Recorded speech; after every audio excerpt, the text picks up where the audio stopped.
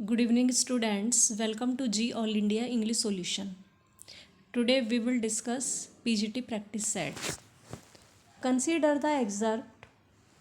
These are from the poems of Kamala Das.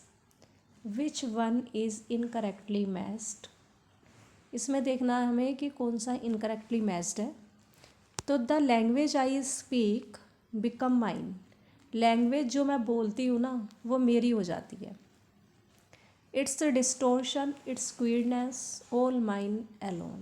It's half English, half Indian.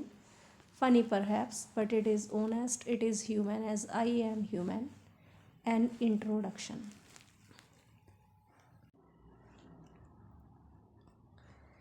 कि language जो मैं बोलती हूँ वो मेरी हो जाती है. इसकी विकृति, डिस्टोर्शन, बिगड़ा हुआ चाहे रूप हो, इसकी विचित्रता सब मेरी ही होंगी. ये हाफ इंग्लिश है और हाफ इंडियन है. शायद ये आपको कुछ फनी लगे but it is honest, it is human. लेकिन ये ऑनेस्ट है, ये मानवीय है, क्योंकि मैं भी एक मनुष्य हूँ. These lines have been taken from the poem an introduction composed by Kamala Das. I have misplaced a father. Somewhere I look for him now everywhere. ये सब्सटीट्यूट की लाइन नहीं है कि I have misplaced a father. मैंने कहीं पर पिताजी को मिसप्लेस कर दिया है और मैंने उन्हें अब हर एक जगह देखा है, ढूंढा है. लुक फॉर मीन्स ढूंढना. तो ये लुकिंग ग्लास से ये लाइनें ली गई हैं, ये सब्सटीट्यूट से नहीं ली गई हैं. तो यही रोंग है यहाँ पे. तो सेकंड ओनली. नेक्स्ट क्वेश्चन है. इन 1950 Tennyson was appointed the poet laureate after the death of Wordsworth. Tennyson ये 1905 नहीं होगा, यहाँ पे होगा 1850. ये गलत दे दिया इन्होंने. तो 1850 में ही वर्ड्सवर्थ की डेथ हुई थी. उनकी डेथ के बाद टेनिसन पोएट लॉरिएट बने थे.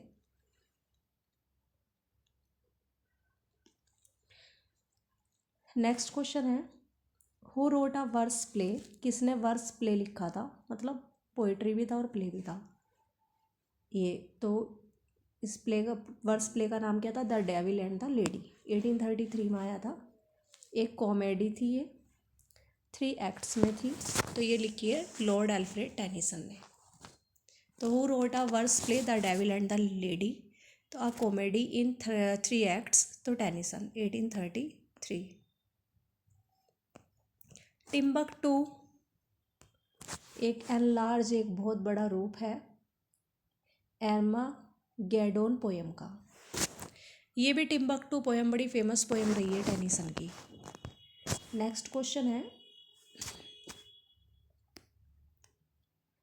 कि Stephen Smith is a young architect. जो स्टीफन स्मिथ हैं वो एक यंग आर्किटेक्ट बन गए हैं, मतलब एक यंग आर्किटेक्ट हैं जो कि प्रेम करते हैं एल्फ्राइड से. और एल्फ्राइड कौन है, एक नीली आंखों वाली बेटी है विकार की. तो हार्डी के कौन से नॉवल में वो अपीयर है, a pair of blue eyes में. तो Stephen Smith is a young architect who falls in love with Elfriede, the blue-eyed daughter of the vicar. In which novel hardly does he appear, a pair of blue eyes. Next question है. In the end of the novel. Novelist थे ये Thomas Hardy, बहुत अच्छे. तो ये pessimistic थे. Novel के and में है ना, बैथशबा प्रेम करती है एक सर्जेंट ट्रॉय से और उससे शादी भी करती है. बट ही डेजर्ट हर, लेकिन वह उसे छोड़ देता है. There is one lover named Boldwood. और उसका एक प्रेमी और है बैथशबा का, जिसका नाम है बॉल्डवुड, जिसने मर्डर कर दिया था ट्रॉय का, सर्जेंट ट्रॉय का. फाइनली वो किससे मैरिज करती है, तो गैब्रियल ओक से. तो in the end of the novel Bathsheba fell in love with Sergeant Troy. and married him, but he deserts her. There is one lover named Boldwood who murdered Troy. With whom finally does she marry? Gabriel Oak.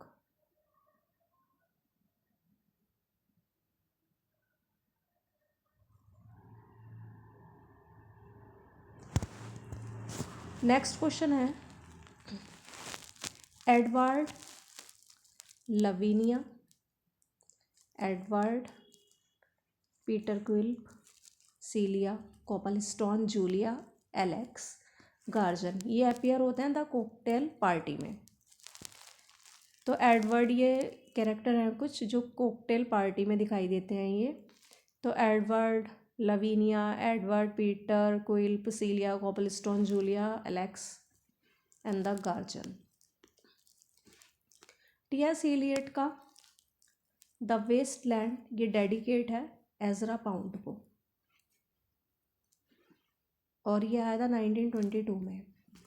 Next question है which poem was written during the autumn of 1921।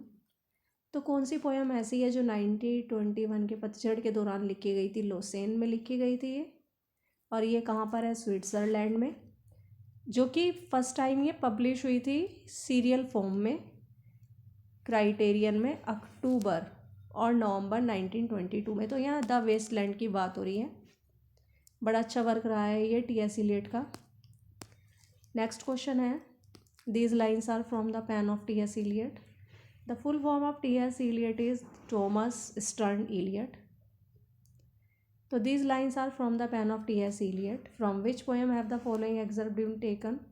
कहाँ से ये line ली गई हैं? तो देख लेते हैं। That time is no healer. वह समय है ना हीलर नहीं था, जख्म भरने वाला नहीं था, कल्याणकारी नहीं था। The patient is no longer here. और अब धैर्य भी लंबे समय तक यहाँ नहीं है। और वाइल टाइम इज़ विड्रॉन, जब समय है ना विड्रॉ हो जाता है तो कंसिडर द फ्यूचर, तो फ्यूचर के बारे में सोचो। मीन्स जब समय जो बीत गया उसके बारे में सोचो, फ्यूचर के बारे में सोचो। एंड द पास्ट और पास्ट के मतलब जो विड्रॉ हो गया टाइम उसके बारे में ना सोच करके फ्यूचर और पास्ट के बारे में सोचो एक इक्वल माइंड से। नेक्स्ट लाइन है so Krishna as when he admonished Arjun. इसलिए कृष्ण या कृष्ण भगवान की बात हो रही है। As when he admonished Arjun, और वो सलाह दे रहे हैं अर्जुन को। कहाँ पे? युद्ध के मैदान में, जब महाभारत का युद्ध चल रहा था तब की बात ये बोल रहे हैं ये। नॉट फेयरवेल, अभी है ना विदाई नहीं है, बट फेयर फॉरवर्ड, बल्कि आगे बढ़ो। वॉयेजर्स,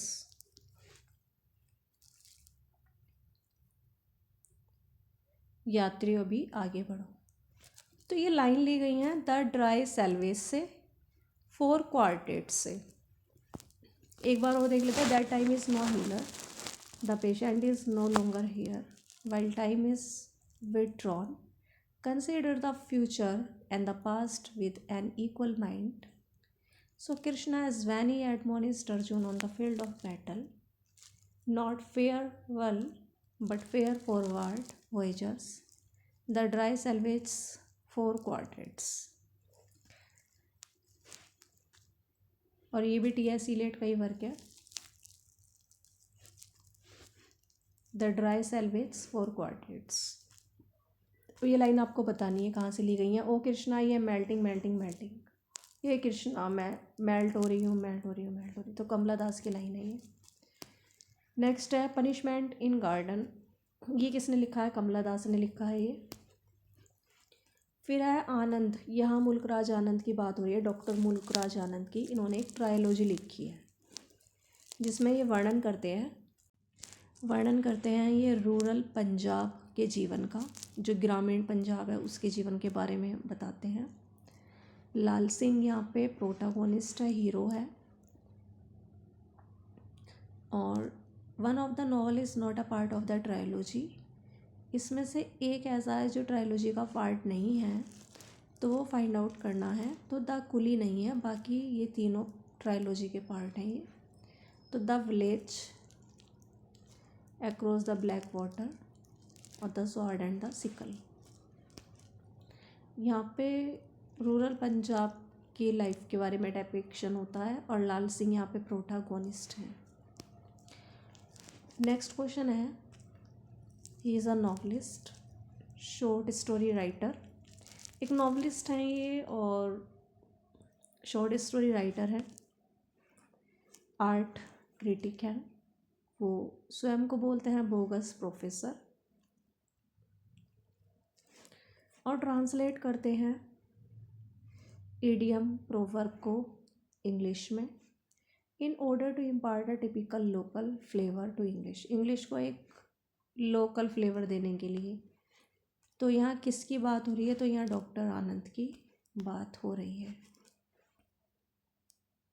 तो इन्होंने अपने आप को बोगस प्रोफेसर बोला है, और इडियम और प्रोवर्ब को इंग्लिश में ऐसे यूज़ करते हैं, मतलब इसमें ज़्यादातर इन्होंने लोकल फ्लेवर इसमें डाला है। तो डॉक्टर आनंद की यहाँ बात हो रही है।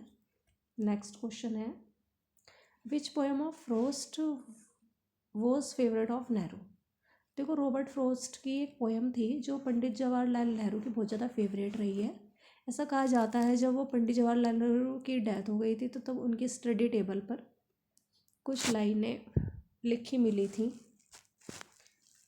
तो वो थी stopping by woods on a snowy evening की। तो रॉबर्ट फ्रोस्ट अमेरिकन पोइट रहे हैं ये। नेक्स्ट क्वेश्चन है, name Frost first poem. Robert Frost की फर्स्ट पोएम का नाम बताओ जो कि सोल्ड हुई है $15 में 1894 में। तो रॉबर्ट फ्रोस्ट की फर्स्ट पोएम कौन सी है जो कि $15 में बिकी थी 1894 में?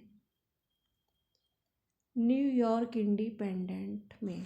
तो ये माई बटरफ्लाई एंड एलिजी, ये इनकी एकमात्र पोएम थी, मतलब सॉरी इनकी मतलब फर्स्ट पोएम थी। पोएम तो और भी लिखी है इन्होंने, लेकिन फर्स्ट पोएम इनकी ऐसी रही है जो कि $15 में बिकी थी न्यूयॉर्क इंडिपेंडेंट में 1894 में। नेक्स्ट क्वेश्चन है कि यहाँ पर है ना 4 स्टेटमेंट दिए गए हैं, और यहाँ चार्ल्स लैम के बारे में बोला है यहाँ पे इन राइटर्स ने। तो यहाँ पे इनकरेक्ट आपको फाइंड आउट करना है। तो फर्स्ट है, his style is a mixture certainly of many styles, कि जो उसका स्टाइल रहा है ना वो कई स्टाइल्स का मिक्सचर रहा है। केमिकल तो है लेकिन मैकेनिकल मिक्सचर नहीं है। कॉम्पटन रिकेट ने कहा है चार्ल्स लैम के बारे में।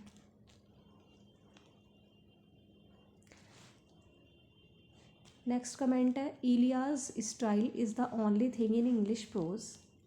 इलिया का स्टाइल इंग्लिश प्रोज में एकमात्र ऐसा स्टाइल है जो जिसे हम एब्सोल्युटली परफेक्ट कह सकते हैं। तो जेसी पोज ने बोला है ये भी चार्ल्स लैम के बारे में। नेक्स्ट कमेंट देख लेते हैं, इट इज़ इन प्रोज, ये प्रोज में है, that Lamb the poet is to be found, कि लैम में ना हम एक पोइट को पाते हैं।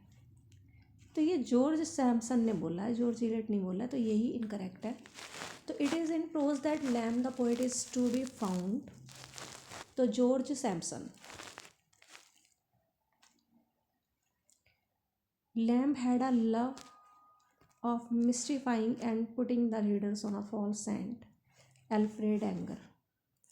कि Lamb had a love of mystifying, Lamb में ना एक रहस्यमय प्रेम था, and putting the readers on a false scent, और वो एक छोड़ जाता है एक फॉल्स सेंट रीडर्स पर, पाठकों पर एक फॉल्स सेंट वो पुट करता है।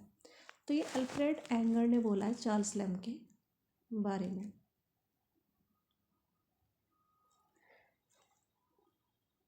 नेक्स्ट क्वेश्चन है, Walt Whitman makes a reference to Suez canal and wire line across the Atlantic in passage to India.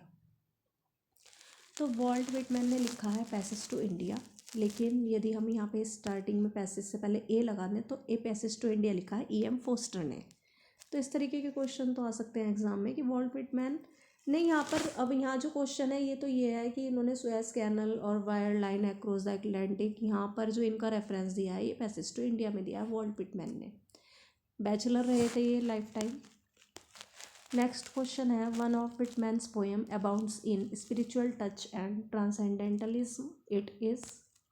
तो आप सॉरी यहाँ पे पैसेज टू इंडिया है, आप पैसेज टू इंडिया नहीं है, तो ये यहाँ से हटा देंगे, ये नहीं आना चाहिए यहाँ पे।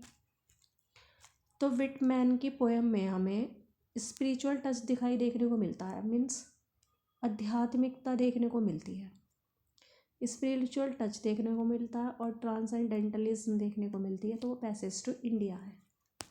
और अब पैसेज टू इंडिया लिखा है E.M. फोस्टर ने।